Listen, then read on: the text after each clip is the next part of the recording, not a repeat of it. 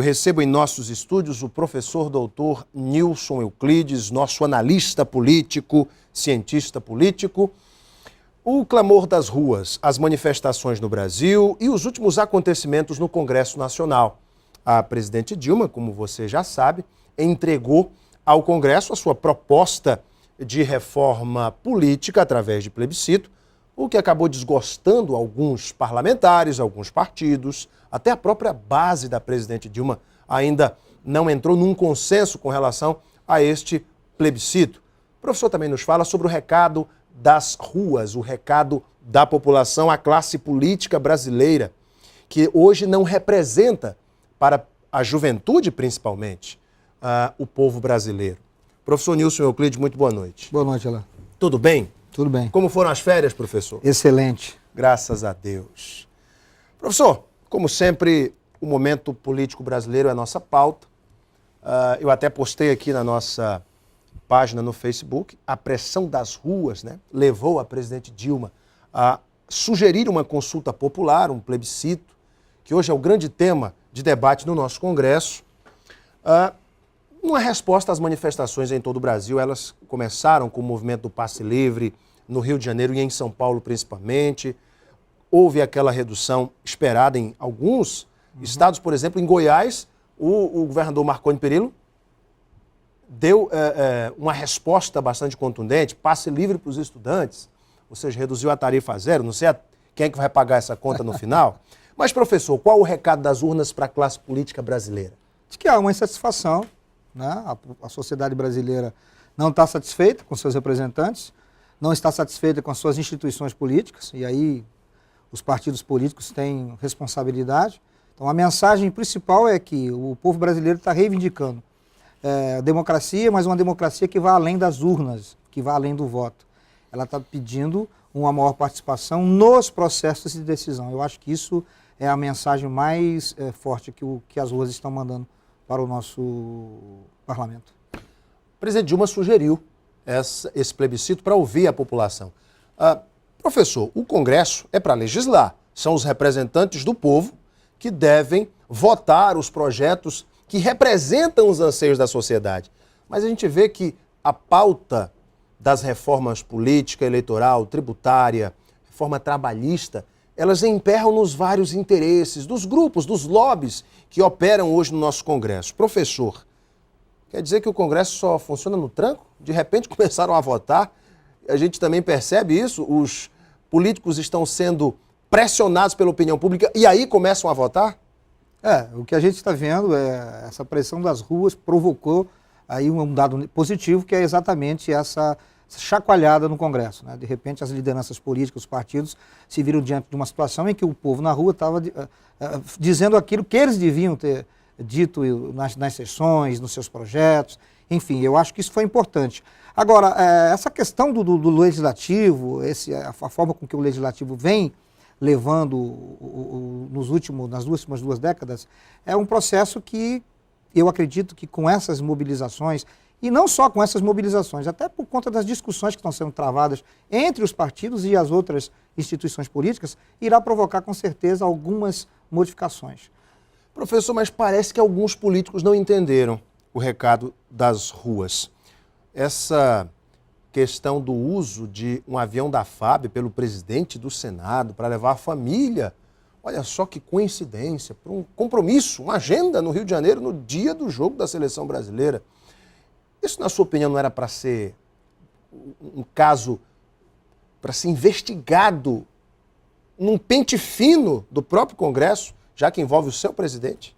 É lamentável que se isso, eu vi na internet, eu li alguma coisa na internet, não atentei para a questão dos detalhes, mas se ocorreu de fato essa coincidência de agenda, num momento como esse, eu acho que no mínimo faltou sensibilidade ao presidente do Congresso.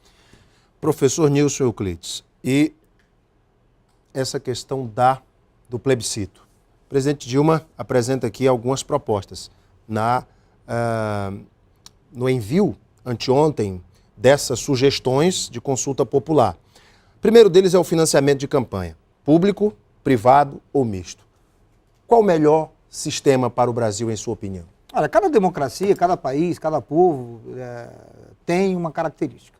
E às vezes o que é bom para os Estados Unidos, o que é bom para a Alemanha, pode não ser bom para o povo brasileiro. A avaliação que eu faço, e aí eu faço coro com alguns analistas, alguns cientistas políticos, que já, inclusive têm trabalho nessa área sobre essa questão da reforma política, é que o sistema brasileiro ele é inviável. Tá? Essa coisa de você ter financiamento público e privado da campanha, ele não funciona. Ele cria relações muito perniciosas, né, que acabam colocando em xeque, inclusive, a própria legitimidade do Congresso. Eu acho que o financiamento público de campanha, eu acho que é um caminho.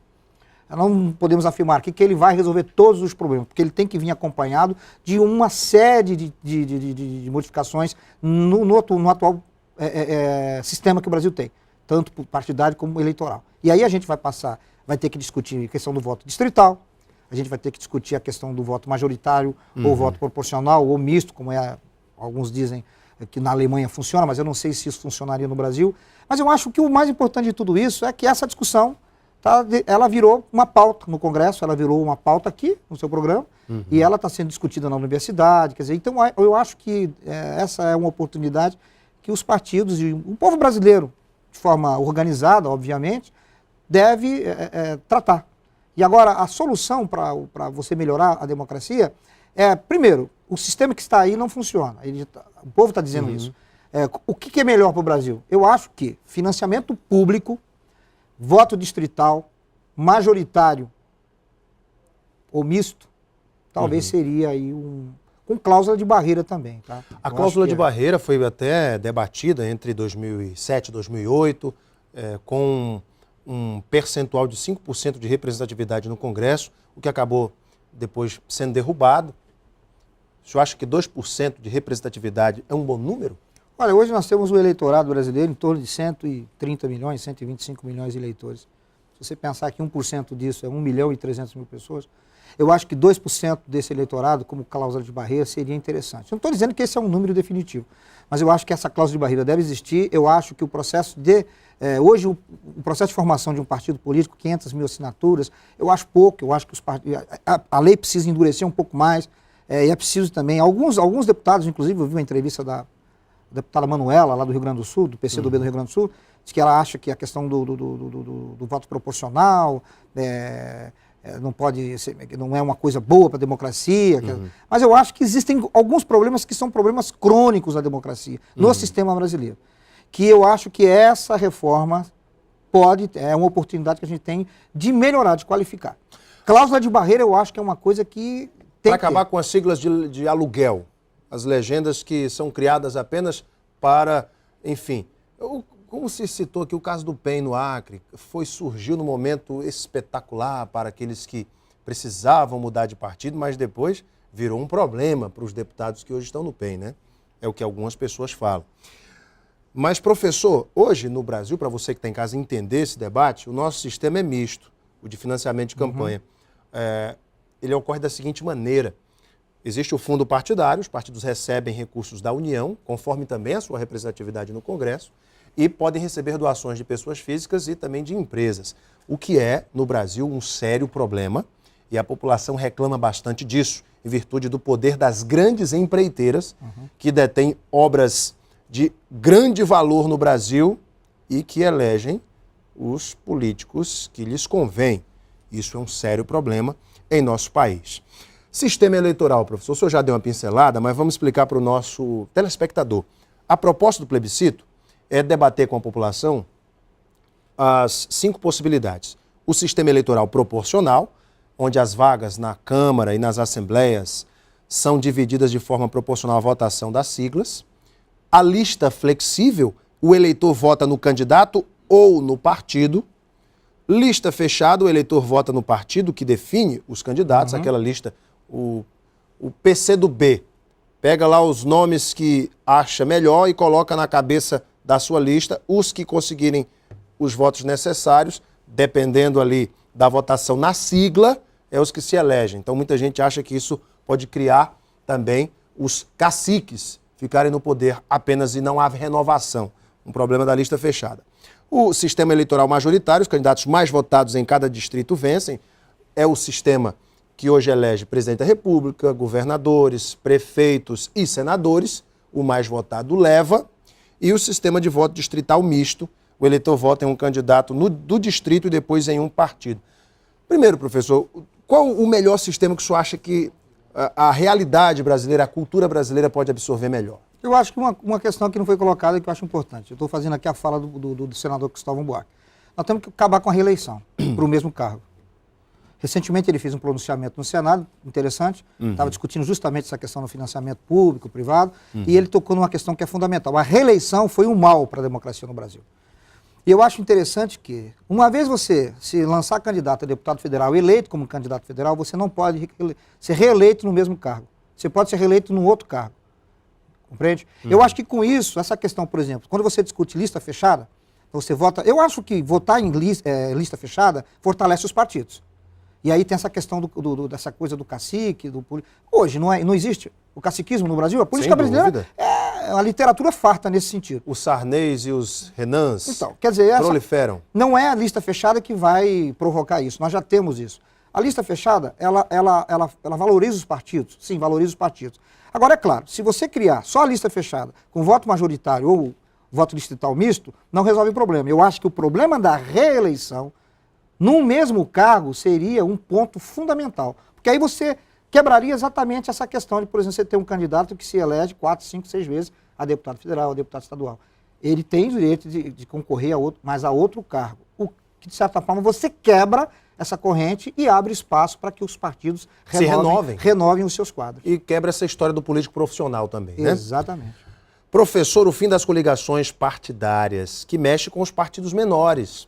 Hoje, se permite que os partidos façam as coligações proporcionais nos estados. A proposta no plebiscito é a proibição das coligações nas eleições proporcionais para vereadores, deputados e senadores, admitindo-se apenas na eleição majoritária. No caso, vereadores e deputados federais. Partidos poderão se juntar nos estados desde que cumprindo o tempo mínimo de duração da coligação, que é ali uma coligação temporária. E aí, professor? Eu sou contra a coligação majoritária. Eu acho que todo partido, obrigatoriamente, tem que ter candidato às eleições majoritárias. E a coligação proporcional? É uma coisa para se pensar. Eu não tenho opinião formada a respeito. Mas a deputada Manuela é a favor das coligações proporcionais. Eu, a princípio, sou contra qualquer coligação. Porque você percebe que uma reforma, ela tem que ser feita, e a abrangência de uma reforma vai provocar algumas modificações no próprio quadro partidário, que essas discussões, por exemplo, de coligação, elas passam a não ser tão importantes assim.